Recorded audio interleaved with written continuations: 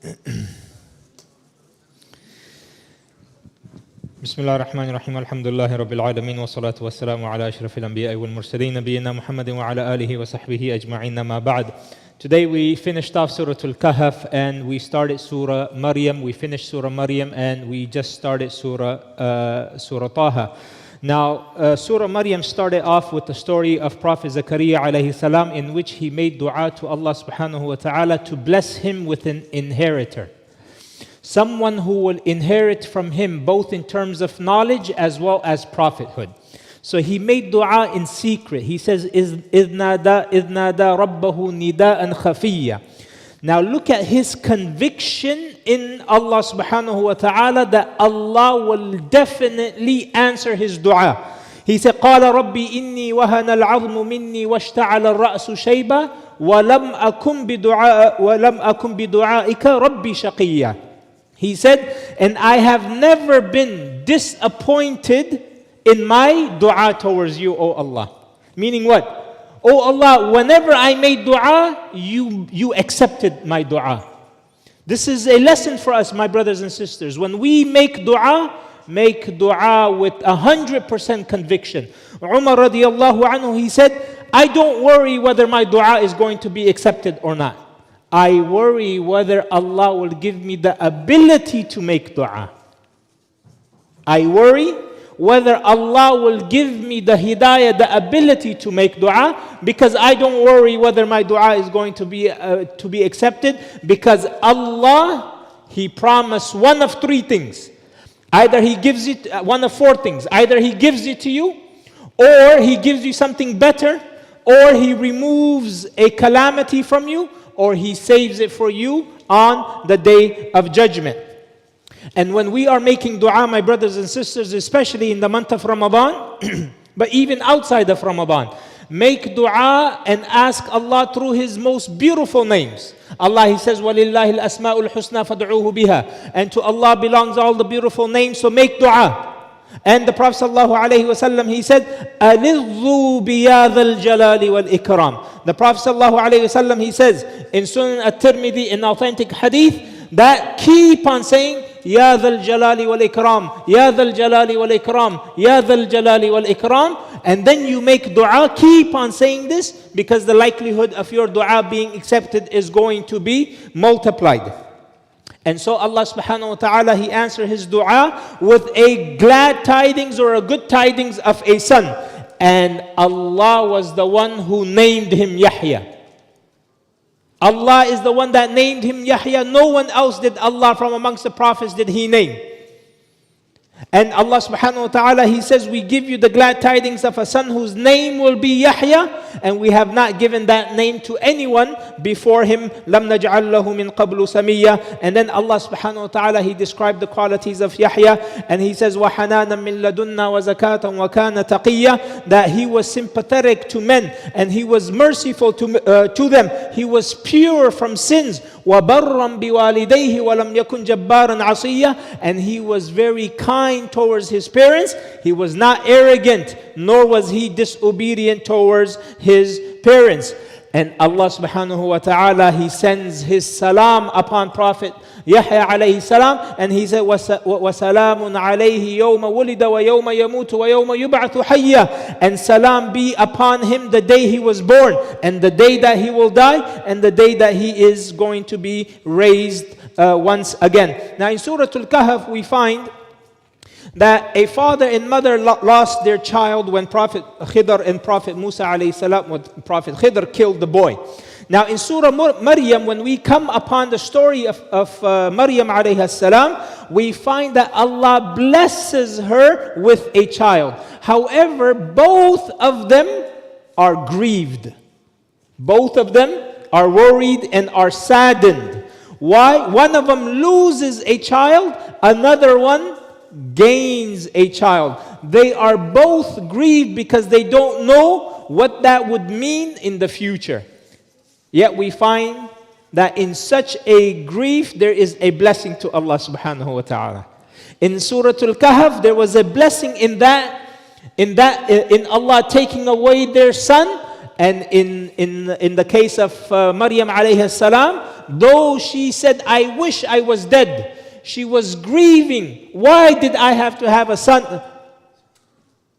And yet we find that in both of their sadness or grief, there's actually a blessing. And in it is a lesson for us that when Allah is making us go through some sort of a calamity or some sort of grief, know that behind it there is a hidden blessing of Allah subhanahu wa ta'ala. Then Allah, He mentions how Prophet Isa alayhi salam, he declared the tawheed of Allah while he was still in his cradle. He said, قَالَ إِنِّي عَبْدُ اللَّهِ آتَانِيَ الْكِتَابَ وَجَعَلَنِي نَبِيًّا. He said, indeed I am the abd, the servant. Abd means what? I do ibadah of Allah.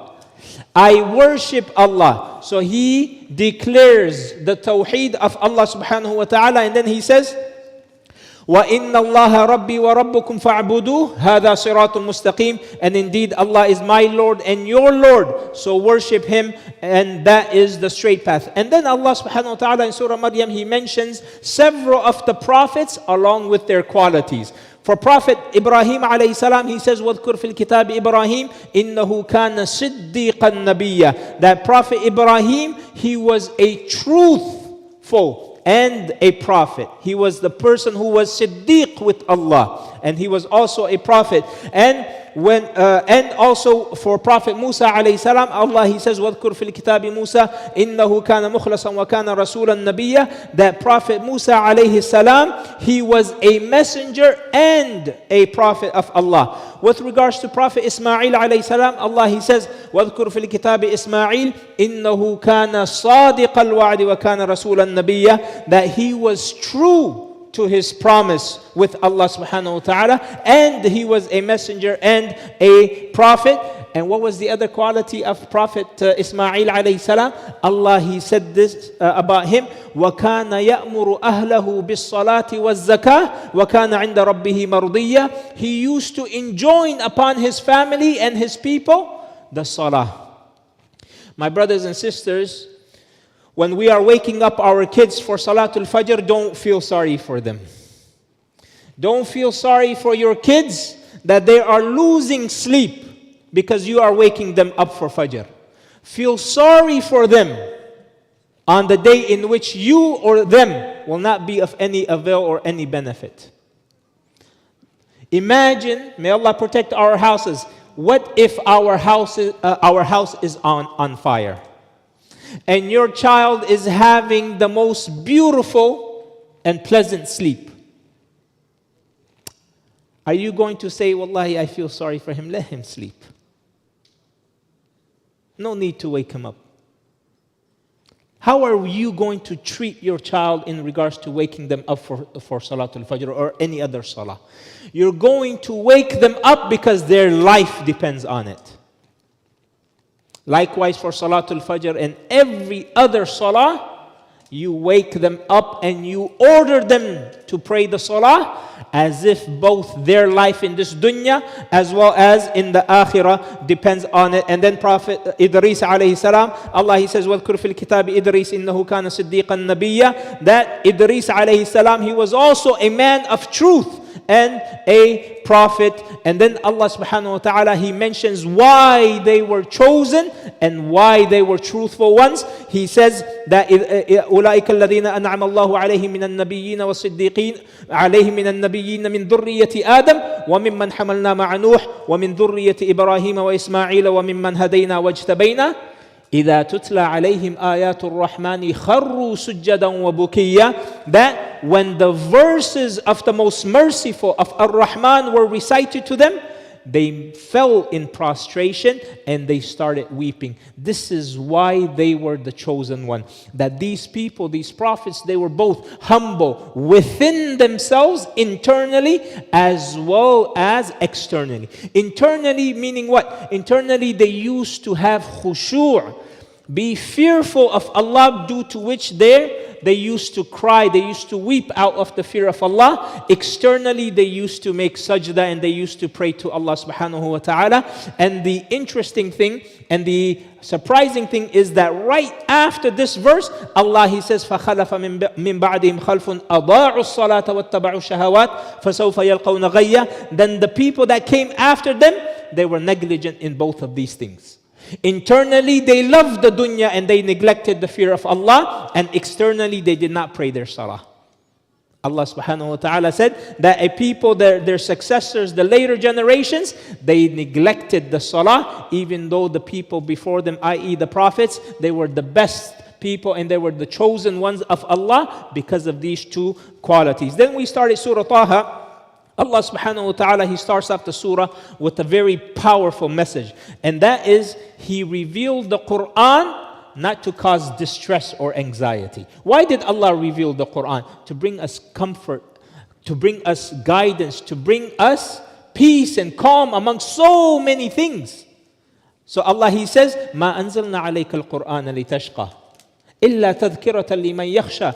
We reveal this Quran so you can fear Allah, not so you can be grieved. Which means what? If you read the Quran when you are distressed and when you are grieving, when you are sad, Allah subhanahu wa ta'ala will remove your grief and your sadness through this Quran. Then Allah, He says something so powerful, but it only makes sense in the Arabic language. So powerful that it even caused Umar radiallahu anhu to become a Muslim. And what was the verse? Innani ana Allahu la ilaha illa ana fa'budni wa aqimis salata li dhikri. If you look at the verse in the Arabic language, inna, harf tawqid, nani, me, verily me, ana, I, ana Allah, I am Allah. La ilaha illa, there is no one worthy of worship, illa ana, except for me. Fa'budni, and worship me. Wa aqimis salata li dhikri, and establish the prayer. In the Arabic language, it has so much emphasis and it is mentioned in such a beautiful way that when Umar radiallahu anhu came upon this verse, he told his sister and his brother-in-law, take me to the Prophet sallallahu alaihi wasallam because he wants to accept because he wanted to accept Islam. He realized this is the truth and this is a word. This is words from Allah subhanahu wa ta'ala only. Then Allah, He mentioned all of the various blessings that He bestowed upon Prophet Musa alayhi salam. How Allah subhanahu wa ta'ala protected him from Fir'aun. How Allah subhanahu wa ta'ala put love of him in the hearts of the people. How Allah took care of him and He brought him, He reunited him with his mother. How Allah subhanahu wa ta'ala saved him when he accidentally killed someone. Allah gave him prophethood. And Allah mentioned the honor of Musa alayhi salam when speaking directly to Allah subhanahu wa ta'ala. And when Allah subhanahu wa ta'ala, He mentions these blessings of Musa, upon Musa alayhi salam, He's saying it to the Prophet sallallahu alayhi wasallam to lift his spirit so the Prophet can remain firm upon the da'wah, just like Prophet Musa alayhi salam. And that's why the Prophet sallallahu alayhi wasallam, he said, may Allah have mercy upon Prophet Musa. He was caused more distress than me, but he remained steadfast. We ask Allah subhanahu wa ta'ala to give us istiqamah and perseverance upon His religion and upon His worship and His obedience. We ask Allah subhanahu wa ta'ala to protect us and our kids and our entire generation until the day of judgment from every fitna, from the tricks and the traps of shaitan. We ask Allah